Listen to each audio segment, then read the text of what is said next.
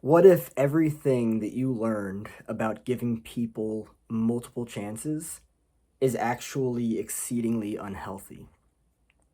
I'm at a point in my life now where I'm looking at all of the relationships that I've had throughout my entire life. And I'm also looking at the newer relationships that are coming in, right? And I'm looking at the contrast. There's a very interesting contrast that has taken place, and that is that I've learned that I don't need to give people chances after chances after chances because the reality of the matter is that in regards to repetition compulsion, if you give somebody a chance to show you for a second or third or fourth or fifth or sixth time what they've already shown you the first time, what are you actually doing? So, yeah, let's look at it in the sense that people are just repeating patterns because they are. People are just repeating patterns, right? So, this whole idea that you want to give somebody a second chance, if you know that people are just repeating patterns, what is the point of giving anybody a second chance? By the way, for those that might be asking, yes, I do not have a microphone right now. I had to go through some phone updates and everything, and the microphone that I previously had is not compatible with the new phone. So I'm gonna have to go without a microphone for I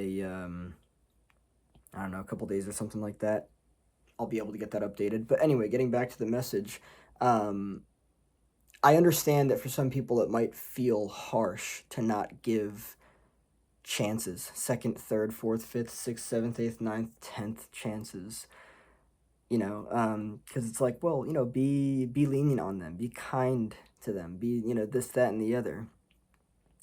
Well, I mean, you can all you want. You can give chances and chances and chances, but the reality of the matter is that whatever it is that led you to believe that you need to give the person another chance suggests that you don't like their behavior. Well, guess what? That is the way that they are. So you're essentially just giving them a chance to show you what they showed you again the first time, right? And that's toxic. However it is that somebody is, whatever it is that they're showing you, is simply the way that they are.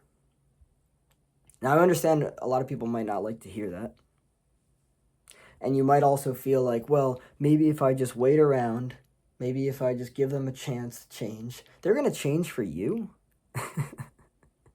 Really? I mean, I don't mean to sound indecent about it, but like, no, they're not going to. The only reason that somebody changes is because, well, I should say, one of two reasons that somebody changes is because they actually want to, and they feel enough of a threat coming in that they're actually going to change. And the people for the latter, right, that change because there's a threat coming in, it's usually not sustained change. Listen, I've done enough work on myself at this point, deep fucking extensive work on myself at this point, that I understand what is required to change.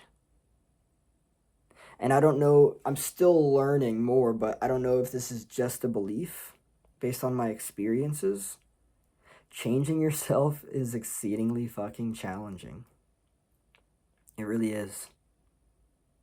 Looking back at your fucking childhood, looking at your hardwired repetition compulsion, becoming self aware, actually understanding why you are the way that you are, why you do what you do, it's challenging.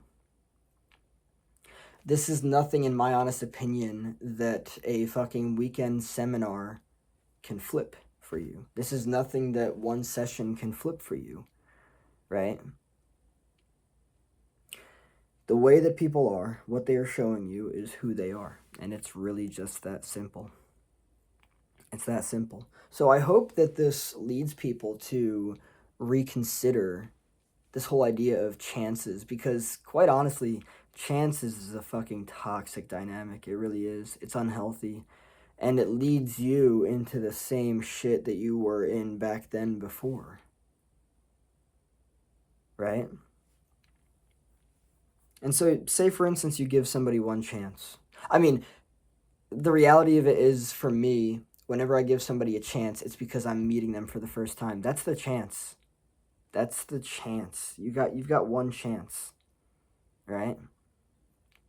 Not 2, 3, 4, 5, 6, 7, 8, 9, 10 into infinity like I used to with people. Oh, I'll give you another chance. Oh, I'll give you another chance. Oh, I'll give you another. They're just showing you the same thing the first time.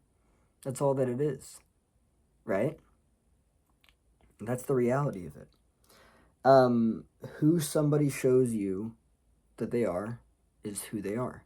If you don't like it, the likelihood that they're actually going to change is exceedingly fucking low. And you're going to waste a lot of time in your life and then end up regretting staying around, wishing that you had just gotten out and been like, well, yeah, it's the reality of it, right? So what if you don't actually need to wait around and give people chances, and what if all you need to do, which probably goes entirely against many people's beliefs and experiences and everything that they've learned about relationships, what if all you actually need to do is just cut that person out of your life and move on? I understand that that might conflict with a lot of the comfortable and familiar dynamics that you've experienced growing up throughout your life, but the reality of the matter is that, like, repetition compulsion is real. um to actually change yourself requires a lot, and far more than most people are actually willing to put in the work for. Again, I've done a fuck ton of work on myself. I really have. I know what I'm talking about, and it's challenging to change yourself. The likelihood that you'll actually change yourself for a partner or for a friend, it's low. It really is. So you don't need to give chances to people. You don't. Because what you see is what you get. And trying to tell them anything about it is like trying to talk to a fucking wall. It's probably not going to go anywhere. And that's the reality of it. So I would really reconsider this whole understanding of chances and really see it for what it is, right? They're just going to show you over and over again what they showed you the first time.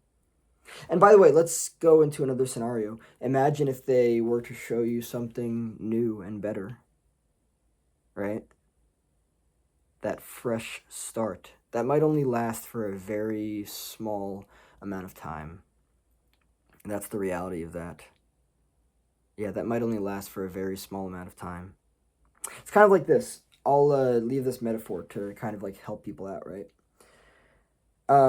Lasting change requires deep and intensive introspection, especially with somebody, a licensed professional that knows what they're doing, that can go really fucking deep.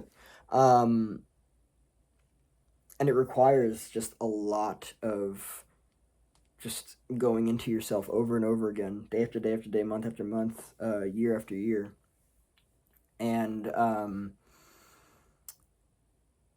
there tends to be less of a rubber band effect in long-term deep therapy because you're actually going deep and you're actually making deep subconscious and unconscious change within yourself. Most people that are like, I'm gonna change my fucking life, right? They pull back the fucking rubber band, or they move the rubber band forward, right? I don't think I have a rubber band in here. It'd be helpful, but anyway, I do. So hold on a second. All right, imagine this, right? So a lot of people, when it comes to changing their life, they're like, I'm gonna change my life, right? And then they're like, I'm changing, I'm changing, I'm changing. I hope this rubber band doesn't break. I'll just do it like this for the sake of the theme, right? They're like, oh my God, look at all this change, look at all this change, look at all this change, right? I'm not gonna snap it on myself. But the reality of the matter is that what usually ends up happening is that they just end up coming right back to this. And no serious, sustainable, long-term change actually takes place. And that's the reality of it. And therefore, with that, they don't actually change. And therefore, with that, you're then wasting all of these chances on the person that's showing you the same fucking thing over and over and over again, and you're wasting your time. And you're also contributing to your own emotional unhealth, your mental unhealth, right? That's the reality of it. And understanding that can really transform a lot for people.